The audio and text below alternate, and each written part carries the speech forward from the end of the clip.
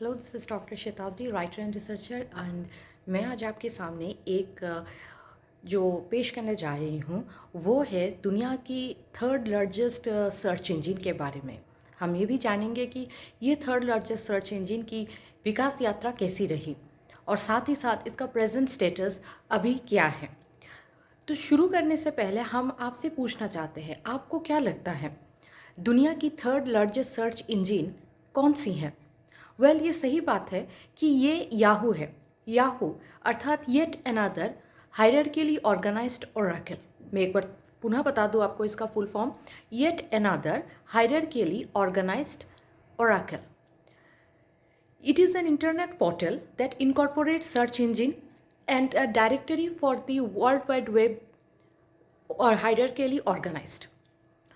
लेकिन इसकी खोज स्टैनफोर्ड यूनिवर्सिटी में 1994 को दो electrical engineering graduate students Jerry Yang and David Filo नामक दो व्यक्तियों ने किया था। पहले इसका नाम जेरी एंड डेविड्स गाइड के रूप में फेमस था, परंतु अप्रैल 1994 को इसका नाम बदलकर याहू रख दिया गया और जनवरी 1995 को yahoo.com डोमेन का क्रिएशन हो गया था। इसकी जो विकास यात्रा है वो करीबन हमारे जीवन की सच्चाई से मेल जोल खाती है, अर्थात इसमें उत्थान एवं पतन दोनों ही दर्शाता है। याहू की जीवन यात्रा शुरू होती है जनवरी 1994 से। 90 के दशक में याहू एक फेमस सर्च इंजन बन चुका था। इसके डाइवर्सिफाइड नेचर के चलते लोग इसे काफ़ी तवज्जो देने लगे थे।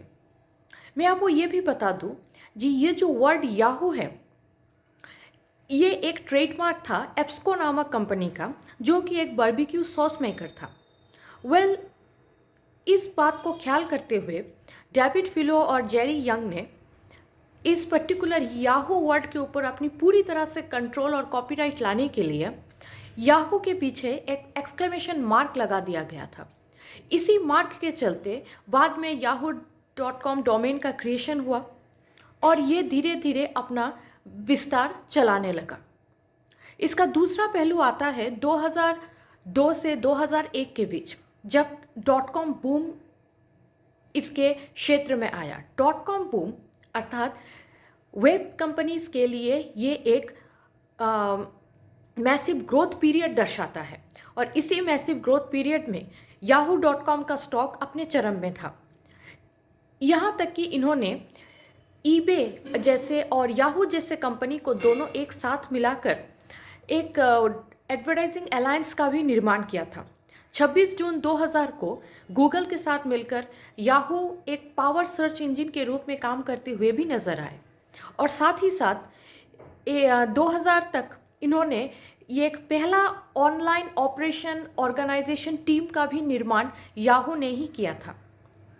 2001 के दशक के जाते जाते 2002-2005 के बीच याहू का एक पतन हुआ, जिसमें इसका स्टॉक क्लोजिंग बहुत ही लो कॉस्ट में हुआ, दैट इज ओनली $18 पर।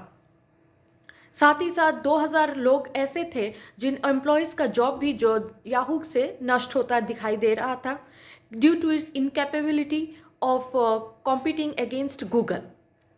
बाद में 2011 में इन्होंने माइक्रोसॉफ्ट बिंग के साथ एक डील फाइनलाइज किया और तब से ये आफ्टर गूगल, माइक्रोसॉफ्ट बिंग और Yahoo became the third largest search company because the US people has started more doing search on the Yahoo based portals than the Google based portals.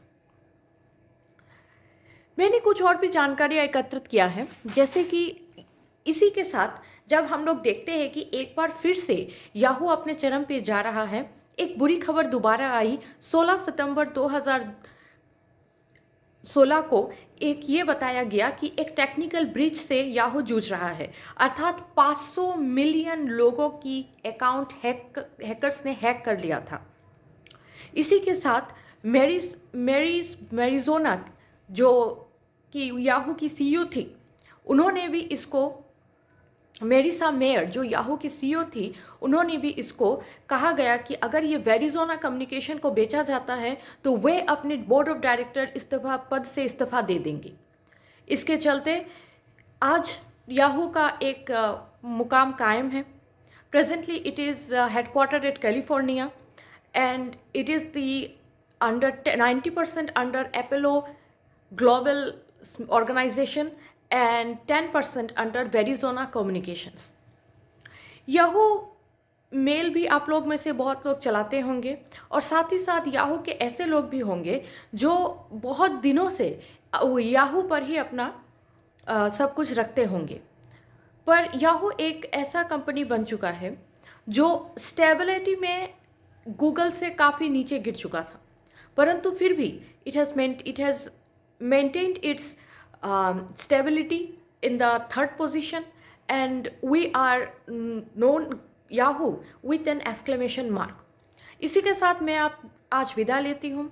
अगले बार हम लोग फिर इसी तरह की कुछ रोमांचक स्टोरीज आपको मैं बताऊंगी, जिसे बताने में मुझे भी अच्छा लगता है और आपको भी सुनने में ज़रूर अच्छा लगता होगा। इसी के साथ मैं ये बताना चाहती हूँ कि आप मेरे चैनल को सब्सक्राइब करें, ताकि आपको लोगों को हम छोटी छोटी जो ज्ञान की बातें हैं, नॉलेजेबल बातें हैं, जीके नॉलेज की बातें हैं, वो सब तक सबको पहुँचा सके। Till then, have a good day.